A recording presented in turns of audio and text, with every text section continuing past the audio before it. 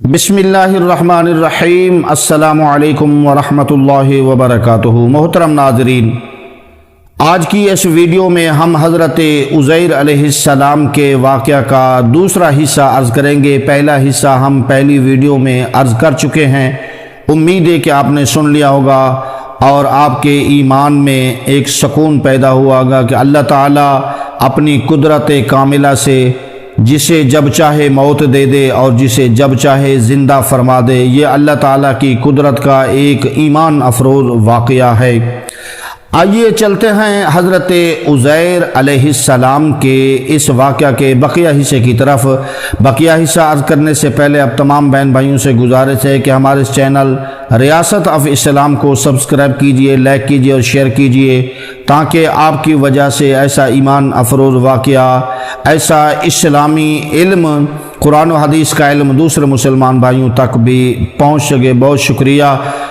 ناظرین محترم، حضرت عزیر علیہ السلام کا جب گدھا زندہ ہو گیا اور آپ نے با آواز بلند اللہ تعالیٰ کی حمد اور ثنا بیان کی، اس کے بعد حضرت عزیر علیہ السلام کا شہر کا دورہ فرماتے ہوئے اس جگہ پہنچ گئے جہاں 100 برس پہلے آپ کا مکان تھا، جو نہ کسی نے آپ کو پہچانا نہ آپ نے کسی کو پہچانا۔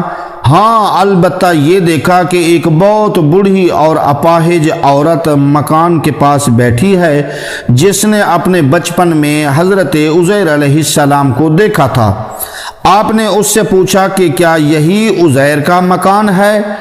تو اس نے جواب دیا کہ جی ہاں۔ پھر بڑھیا نے کہا کہ عزیر کا کیا ذکر ہے؟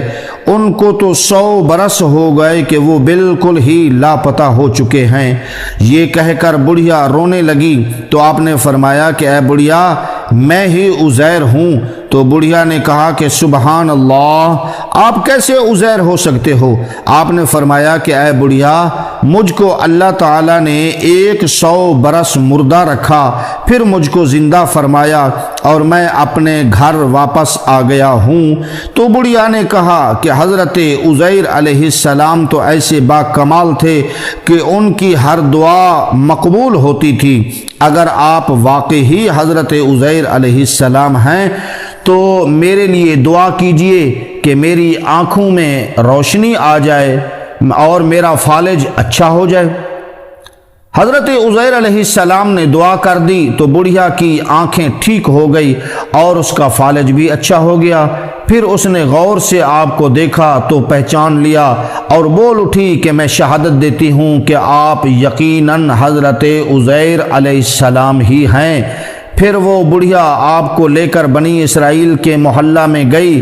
اتفاق سے وہ سب لوگ ایک مجلس میں جمع تھے اور اسی مجلس میں آپ کا بیٹا موجود تھا، جو 118 برس کا ہو چکا تھا، اور آپ کے چند پوتے بھی تھے جو سب بوڑھے ہو چکے تھے۔ بڑھیا نے مجلس میں شہادت دی اور اعلان کیا کہ اے لوگو، بے شک یہ حضرت عزیر علیہ السلام ہی ہیں، مگر کسی نے بڑھیا کی بات کو صحیح نہیں مانا۔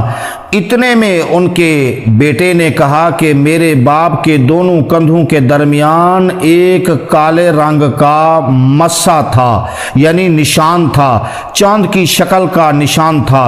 چنانچہ آپ نے اپنا کرتا اتار کر دکھایا تو وہ نشان موجود تھا۔ پھر لوگوں نے کہا کہ حضرت عزیر کو تو تورات زبانی یاد تھی کہ اگر آپ واقعی عزیر علیہ السلام ہیں تو زبانی تورات پڑھ کر سنائیے۔ آپ نے بغیر کسی جھجک کے فوراً پوری تورات پڑھ کر سنا دی۔ بخت نصر نے بہت سا بیت المقدس کو تباہ کرتے وقت 40,000 تورات کے عالموں کو چن چن کر قتل کر دیا تھا، اور تورات کی کوئی جلد بھی اس نے زمین پر باقی نہیں چھوڑی تھی۔ اب یہ سوال پیدا ہوا کہ حضرت عزیر نے تورات صحیح پڑھی ہے یا نہیں؟ تو ایک آدمی نے کہا کہ میں نے اپنے باپ سے سنا ہے کہ جس دن ہم لوگوں کو بخت نصر نے گرفتار کیا تھا اس دن ایک ویرانے میں ایک انگور کے بیل کی جڑ میں توریت کی ایک جلد دفن کر دی گئی تھی۔ اگر تم لوگ میرے دادا کے انگوروں کی جگہ کی نشاندہی کر دو تو میں تورات کی ایک جلد برآمد کر دوں گا۔ اس وقت پتہ چل جائے گا کہ حضرت عزیر نے جو تورات پڑھی ہے وہ صحیح ہے یا نہیں۔ چنانچہ لوگوں نے تلاش کر کے زمین کو کھود کر تورات کی جلد نکال لی تو وہ حرف بہ حرف حضرت عزیر کی زبانی یاد کی ہوئی تورات کے مطابق تھی۔ یہ عجیب و غریب اور حیرت انگیز ماجرا دیکھ کر سب لوگوں نے یک زبان ہو کر یہ کہنا شروع کر دیا کہ بے شک حضرت عزیر یہی ہے اور یقیناً یہ خدا کے بیٹے ہیں۔ چنانچہ اسی دن سے یہ غلط اور مشرکانہ عقیدہ یہودیوں میں پھیل گیا کہ معاذ اللہ حضرت عزیر خدا کے بیٹے ہیں۔ چنانچہ آج تک دنیا بھر کے یہودی اس باطل عقیدے پر جمے ہوئے ہیں کہ حضرت عزیر علیہ السلام خدا کے بیٹے ہیں۔ تو ناظرین محترم، اللہ تبارک و تعالی نے اس واقعہ کا قرآن مجید کے اندر تیسرا پارہ سورہ بقرہ آیات نمبر 300 میں اللہ نے بڑی وضاحت اور تفصیل کے ساتھ بیان فرمایا ہے۔ آپ چاہیں تو اس واقعہ کو قرآن مجید سورہ بقرہ آیات نمبر 309 میں بڑی وضاحت کے ساتھ پڑھ سکتے ہیں، دیکھ سکتے ہیں۔ اللہ تعالی ہمیں اپنے انبیاء سے سچی محبت نصیب فرمائے۔ اللہ تعالی ہمیں یہودیوں جیسا باطل نہیں بلکہ سچا عقیدہ رکھنے کی توفیق عطا فرمائے۔ آمین۔ السلام علیکم ورحمۃ اللہ وبرکاتہ۔